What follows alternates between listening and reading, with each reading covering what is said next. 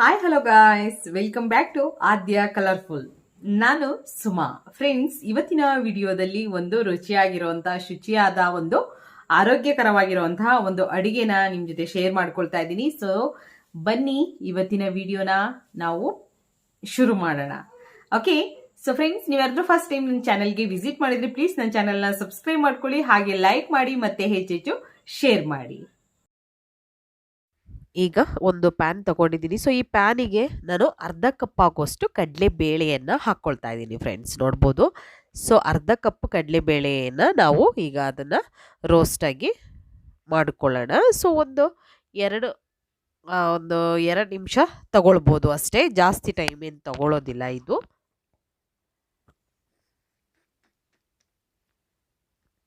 ನೋಡಿ, ಈಗ ಕಲರ್ ಕೂಡ ಚೇಂಜ್ ಆಗ್ತಾ ಇದೆ ಸ್ವಲ್ಪ. ಸೊ ಈ ರೀತಿಯಾಗಿ ನಮಗೆ ರೋಸ್ಟ್ ಆದರೆ ಸಾಕಾಗುತ್ತೆ ಈ ಒಂದು ಕಡಲೆಬೇಳೆಯನ್ನು ಒಂದು ಕಡೆ ತೆಗೆದಿಟ್ಕೊಂಡ್ಬಿಡೋಣ. ಇವಾಗ ತೆಗೆದ ನಂತರ ಅದೇ ಪ್ಯಾನಿಗೆ ಅರ್ಧ ಕಪ್ ಆಗೋಷ್ಟು ಉದ್ದಿನ ಬೇಳೆಯನ್ನು ತಗೊಳ್ತಾ ಇದ್ದೀನಿ ಇಲ್ಲಿ.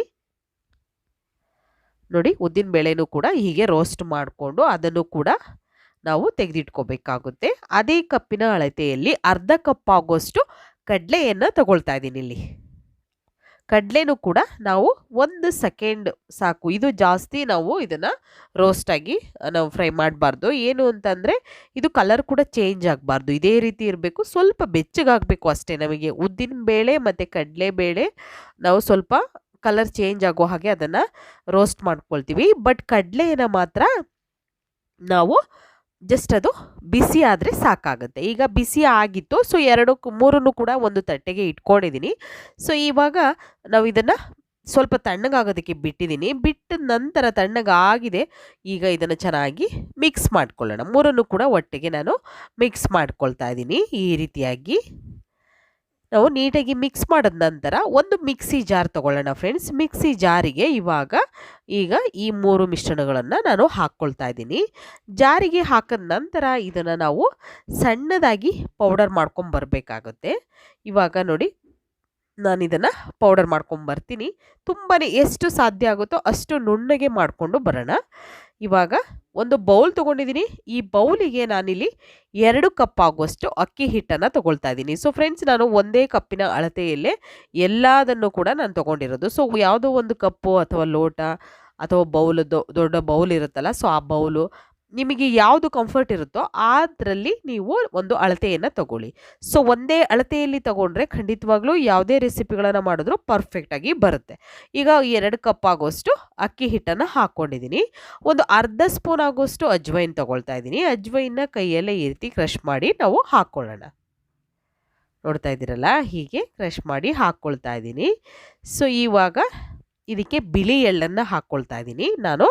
ಬೇಕು ಅಂದರೆ ನೀವು ಉಪಯೋಗಿಸಿ, ಇಲ್ಲ ಅಂತಂದರೆ ಸ್ಕಿಪ್ ಮಾಡಿ. ಅಜ್ವೈನ್ ಇದ್ದರೆ ಉಪಯೋಗಿಸಿ, ಇಲ್ಲ ಅಂತಂದರೆ ಜೀರಿಗೆಯನ್ನು ಪೌಡರ್ ಮಾಡಿ ನೀವು ಹಾಕ್ಕೊಳ್ಬೋದು, ಏನು ತೊಂದರೆ ಇಲ್ಲ. ಬಿಳಿ ಎಳ್ಳು ಬೇಕು ಅಂದರೆ ಉಪಯೋಗಿಸ್ಬೋದು, ಇಲ್ಲ ಅಂತಂದರೆ ಸ್ಕಿಪ್ ಮಾಡ್ಬೋದು. ರುಚಿಗೆ ತಕ್ಕಷ್ಟು ಉಪ್ಪನ್ನು ಕೂಡ ಹಾಕ್ಕೊಳ್ತಾ ಇದ್ದೀನಿ ಇಲ್ಲಿ. ಸೊ ಉಪ್ಪನ್ನು ನೋಡಿಕೊಂಡು ಉಪಯೋಗಿಸಿ. ನಿಮಗೆ ಹೆಚ್ಚು ಕಮ್ಮಿ ಜಾಸ್ತಿ ಆದರೆ ಸ್ವಲ್ಪ ಕಷ್ಟ ಆಗುತ್ತೆ. ಸೊ ಸ್ವಲ್ಪ ಕಮ್ಮಿ ಅನ್ನೋ ಹಾಗೆ ಹಾಕ್ಕೊಳ್ಳಿ, ಯಾಕೆಂದರೆ ಅಷ್ಟು ರುಚಿ ಚೆನ್ನಾಗಿ ಬರೋದಿಲ್ಲ, ಜಾಸ್ತಿ ಆದರೂ ಕೂಡ ಕಮ್ಮಿ ಆದರೂ ಕೂಡ. ಸೊ ನೋಡಿಕೊಂಡು ಉಪಯೋಗಿಸ್ಬೇಕಾಗುತ್ತೆ. ನಂತರ ಇವಾಗ ಅಚ್ಕರದ ಪುಡಿಯನ್ನು ಖಾರಕ್ಕೆ ನಾನು ಹಾಕ್ಕೊಳ್ತಾ ಇದ್ದೀನಿ. ಕಾಶ್ಮೀರ್ ರೆಡ್ ಚಿಲ್ಲಿ ಪೌಡರ್ನ ಉಪಯೋಗಿಸ್ತಾ ಇದ್ದೀನಿ. ಸೊ ಈಗ ನಂತರ ಇವಾಗ ನಾನು ಇಲ್ಲಿ ರುಬ್ಬಿರೋಂಥ ಒಂದು ಪೌಡರ್ ಇತ್ತಲ್ಲ, ಸೊ ಉದ್ದಿನ ಬೇಳೆ ಮತ್ತು ಕಡಲೆಬೇಳೆ ಹಾಗೆ ಕಡಲೆ ಇಷ್ಟನ್ನು ಪುಡಿ ಮಾಡಿರೋವಂಥ ಒಂದು ಮಿಶ್ರಣನ ಹಾಕ್ಕೊಳ್ತಾ ಇದ್ದೀನಿ. ಇವಾಗ ಇಷ್ಟನ್ನು ಹಾಕಿದ ನಂತರ ಒಂದ್ಸಲ ಚೆನ್ನಾಗಿ ಇದನ್ನು ಮಿಕ್ಸ್ ಮಾಡ್ಕೊಳ್ಳೋಣ. ನೋಡಿ, ಈ ರೀತಿಯಾಗಿ ನಾನು ಮಿಕ್ಸ್ ಮಾಡ್ಕೊಳ್ತಾ ಇದ್ದೀನಿ. ಇವಾಗ ನೀಟಾಗಿ ಮಿಕ್ಸ್ ಮಾಡ್ಕೊಳ್ತಾ ಇದ್ದೀನಿ. ನಂತರ ಇವಾಗ ನಾನು 1 ಟೇಬಲ್ ಸ್ಪೂನ್ ಆಗುವಷ್ಟು ಬೆಣ್ಣೆಯನ್ನು ಬಿಸಿ ಮಾಡಿ ಇವಾಗ ಇದಕ್ಕೆ ಹಾಕ್ಕೊಳ್ತೀನಿ. ಸೊ ಬೆಣ್ಣೆ ಇದ್ದರೆ ಉಪಯೋಗಿಸಿ, ಇಲ್ಲ ಅಂತಂದರೆ ಅಡುಗೆ ಎಣ್ಣೆ ಕೂಡ ನೀವು ಬಿಸಿ ಮಾಡಿ ಹಾಕ್ಕೊಳ್ಬೋದು. ಫ್ರೆಂಡ್ಸ್ ನೋಡಿ, ಈಗ ನಾನಿಲ್ಲಿ ಬಿಸಿ ಬೆಣ್ಣೆಯನ್ನು ಹಾಕ್ಕೊಳ್ತಾ ಇದ್ದೀನಿ. ಸೊ ಇದನ್ನು ನೀಟಾಗಿ ಮಿಕ್ಸ್ ಮಾಡ್ಕೊಳ್ಳೋಣ.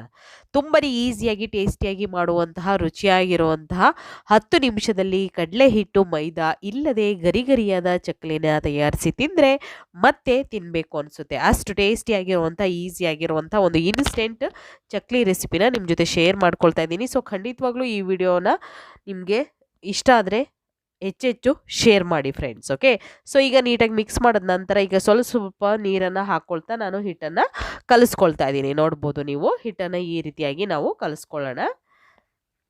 ಸೊ ಜಾಸ್ತಿ ತೆಳ್ಳಗೂ ಕೂಡ ಆಗಬಾರ್ದು ಹಿಟ್ಟು, ಹಾಗೆ ಜಾಸ್ತಿ ಗಟ್ಟಿ ಕೂಡ ಇರಬಾರ್ದು. ಗಟ್ಟಿ ಆದರೆ ಹಿಟ್ಟು ಅಲ್ಲಲ್ಲೇ ಕಟ್ಟಾಗುತ್ತೆ, ಚಕ್ಲಿ ಅಷ್ಟು ಚೆನ್ನಾಗಿ ಬರೋದಿಲ್ಲ. ತೆಳ್ಳಗಾದರೆ ಶೇಪ್ ಕೂಡ ಬರೋದಿಲ್ಲ. ಓಕೆ, ಈ ರೀತಿ ಆಗುತ್ತೆ. ಸೊ ಹಿಟ್ಟನ್ನು ಕಲಿಸ್ಕೊಳ್ಳೋದು, ಚಕ್ಲಿ ಹಿಟ್ಟನ್ನು ಒಂದು ಕಲಿಸ್ಕೊಳ್ಳೋದು, ಅದನ್ನು ತಯಾರಿಸ್ಕೊಳ್ಳೋದು ತುಂಬಾ ಇಂಪಾರ್ಟೆಂಟ್ ಇಲ್ಲಿ. ಸೊ ಖಂಡಿತವಾಗ್ಲೂ ಇದನ್ನು ನೋಡಿಕೊಂಡು ನೀವು ತಯಾರಿಸ್ಬೇಕಾಗುತ್ತೆ. ನೋಡಿ ಈ ರೀತಿ ಇರಬೇಕು, ಜಾಸ್ತಿ ಸಾಫ್ಟು ಇರಬಾರ್ದು, ಜಾಸ್ತಿ ಗಟ್ಟಿ ಕೂಡ ಇರಬಾರ್ದು. ಇವಾಗ ಈ ರೀತಿಯಾಗಿ ಹಿಟ್ಟು ರೆಡಿಯಾಗಿದೆ. ಸೊ ಅದನ್ನು ಒಂದು ಪ್ಲೇಟನ್ನು ಮುಚ್ಚಿ ನಾನು ಒಂದು 2 ನಿಮಿಷ ಹಾಗೆ ರೆಸ್ಟಿಗೆ ಬಿಡ್ತಾ ಇದ್ದೀನಿ. ನಂತರ ಇಲ್ಲಿ ಚಕ್ಲಿ ಒಳ್ಳು ತಗೊಳ್ತಾ ಇದ್ದೀನಿ. ಚಕ್ಲಿ ಒಳ್ಳಿಗೆ ಇವಾಗ ಸ್ವಲ್ಪ ಎಣ್ಣೆಯನ್ನು ಗ್ರೀಸ್ ಮಾಡ್ಕೊಳ್ಳೋಣ. ಸೊ ಯಾಕೆ ಅಂದರೆ ಗ್ರೀಸ್ ಮಾಡೋದ್ರಿಂದ ಹಿಟ್ಟು ಅಂಟ್ಕೊಳ್ಳೋದಿಲ್ಲ. ಸೊ ಹಾಗಾಗಿ ಗ್ರೀಸ್ ಮಾಡ್ಕೋಬೇಕಾಗುತ್ತೆ.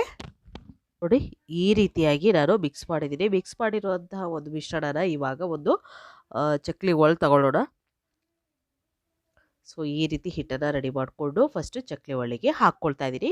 ಪೂರ್ತಿಯಾಗಿ ಫಸ್ಟು ಚಕ್ಲಿ ಒಳ್ಳಿಗೆ ಹಿಟ್ಟನ್ನು ಹಾಕ್ಕೊಳ್ಳೋಣ ಫ್ರೆಂಡ್ಸ್. ಈ ರೀತಿ ಎಷ್ಟು ಆಗುತ್ತೆ ನೋಡಿಕೊಂಡು ಹಿಟ್ಟನ್ನು ಸೇರಿಸ್ಕೊಳ್ಳಿ. ಜಾಸ್ತಿ ಹಿಟ್ಟು ತೆಳ್ಳಗೂ ಇರಬಾರ್ದು, ಹಾಗೆ ಗಟ್ಟಿ ಕೂಡ ಇರಬಾರ್ದು. ಮೀಡಿಯಮ್ ಆಗಿ ಇದ್ದರೆ ಖಂಡಿತವಾಗ್ಲೂ ಈ ಒಂದು ರುಚಿಯಾಗಿರುವಂತಹ ಚಕ್ಲಿಯನ್ನು ತಯಾರಿಸೋಕ್ಕೆ ಸಾಧ್ಯವಾಗುತ್ತೆ. ಇವಾಗ ಇದನ್ನು ಕ್ಲೋಸ್ ಮಾಡ್ಕೊಳ್ಳೋಣ. ಈ ರೀತಿಯಾಗಿ ಮಾಡಿದ ನಂತರ ಇವಾಗ ಚಕ್ಲಿಯನ್ನು ಒಂದು ತಟ್ಟೆಗೆ ಹಾಕ್ಕೊಳ್ತಾ ಇದ್ದೀನಿ. ಸೊ ನೋಡ್ಬೋದು ಚಕ್ಲಿ ಎಷ್ಟು ಚೆನ್ನಾಗಿ ಬರುತ್ತೆ ಅಂತ. ಅದರ ಶೇಪು ಕೂಡ ಅಷ್ಟೇ ನೀಟಾಗಿ ಬರುತ್ತೆ.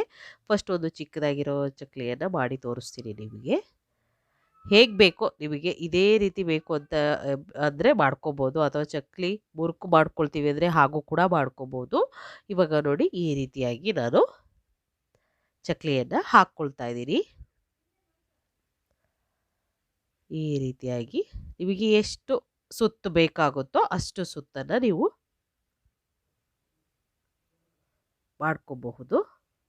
ಈ ರೀತಿಯಾಗಿ ನಿಧಾನಕ್ಕೆ ಚಕ್ಲಿಯನ್ನು ಒತ್ಕೋಬೇಕಾಗುತ್ತೆ.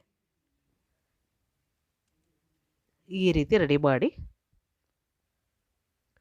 ಫಸ್ಟೇ ನಾವು ಚಕ್ಲಿಯನ್ನು ಎಲ್ಲ ರೆಡಿ ಮಾಡಿ ಒಂದು 6 ರಿಂದ 7 ಚಕ್ಲಿಯನ್ನು ಒಂದು ಸಲ ರೆಡಿ ಮಾಡಿ ಇಟ್ಕೊಂಡ್ರೆ ಎಣ್ಣೆಯಲ್ಲಿ ಒಂದೇ ಸಲ ನಾವು ಹಾಕಿ ಫ್ರೈ ಮಾಡ್ಕೋಬೋದು. ಸೊ ಇವಾಗ ಎಣ್ಣೆ ಆಲ್ರೆಡಿ ನಾನು ಬಿಸಿಗೆ ಇಟ್ಟಿದ್ದೆ. ಸೊ ಮೀಡಿಯಮ್ ಆಗಿ ಕಾದಿದೆ. ಇವಾಗ ನಾವು ಈ ಮಾಡಿರುವಂಥ ಚಕ್ಲಿಗಳನ್ನು ಹಾಕ್ಕೊಳ್ಳೋಣ.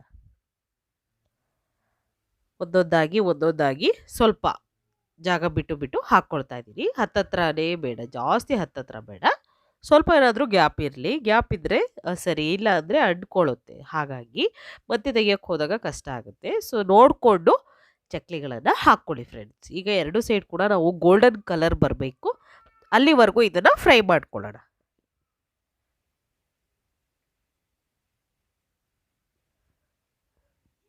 ನೋಡಿ ಇವಾಗ ಕಲರ್ ಕೂಡ ಚೇಂಜ್ ಆಗ್ತಾ ಇದೆ. ಸೊ ಒಂದು ಕಡೆ ಆಗಲೇ ಫ್ರೈ ಆಗಿದೆ ಇದು. ಸೊ ಈಗ ಟರ್ನ್ ಮಾಡೋಣ. ಒಂದು ಸೈಡು ಆಗಿರೋವಂಥ ಕಡೆ ಈಗ ಟರ್ನ್ ಮಾಡ್ಕೊಳ್ಳೋಣ. ನೋಡಿ ಈ ರೀತಿಯಾಗಿ ಟರ್ನ್ ಮಾಡಿ 2 ಸೈಡ್ ಕೂಡ ನಾವು ಇದನ್ನು ಫ್ರೈ ಮಾಡ್ಕೋಬೇಕು. ತುಂಬಾ ಈಸಿಯಾಗಿರುವಂಥ 10 ನಿಮಿಷದಲ್ಲಿ ಕಡಲೆ ಹಿಟ್ಟು ಮೈದಾ ಇಲ್ಲದೆ ಗರಿಗರಿಯಾದ ಚಕ್ಕಲಿನ ತಯಾರಿಸಿ ತಿಂದರೆ ಮತ್ತೆ ತಿನ್ನಬೇಕು ಅನಿಸುತ್ತೆ. ಅಷ್ಟು ರುಚಿಯಾಗಿ ಮತ್ತು ಈಸಿಯಾಗಿ ಕೂಡ ಇರುತ್ತೆ. ಇವಾಗ ನೋಡಿ ಕಲರ್ ಕೂಡ ಚೇಂಜ್ ಆಗಿದೆ. 2 ಸೈಡ್ ಕೂಡ ಚೆನ್ನಾಗಿ ಫ್ರೈ ಮಾಡಿದ್ದೀನಿ. ಇವಾಗ ಇದನ್ನು ಒಂದು ಟಿಶ್ಯೂ ಮೇಲೆ ತೆಗೆದಿಟ್ಕೊಳ್ಳೋಣ. ತುಂಬಾ ಈಸಿಯಾಗಿರುವಂಥ ಟೇಸ್ಟಿಯಾಗಿರುವಂಥ ಚಕ್ಲಿ ರೆಸಿಪಿ ರೆಡಿಯಾಗಿದೆ. ಸೊ ನೀವು ಕೂಡ ಮನೆಯಲ್ಲಿ ತಯಾರಿಸಿ ಹೇಗೆ ಬಂತು ಅಂತ ತಪ್ಪದೆ ಕಾಮೆಂಟ್ ಸೆಕ್ಷನಲ್ಲಿ ತಿಳಿಸ್ತೀರಾ ಅಂತ ಭಾವಿಸ್ತೀನಿ. ಇವಾಗ ಇದನ್ನು ಕೂಡ ಒಂದು ಟಿಶ್ಯೂ ಮೇಲೆ ತೆಗೆದಿಟ್ಕೊಂಬಿಡೋಣ.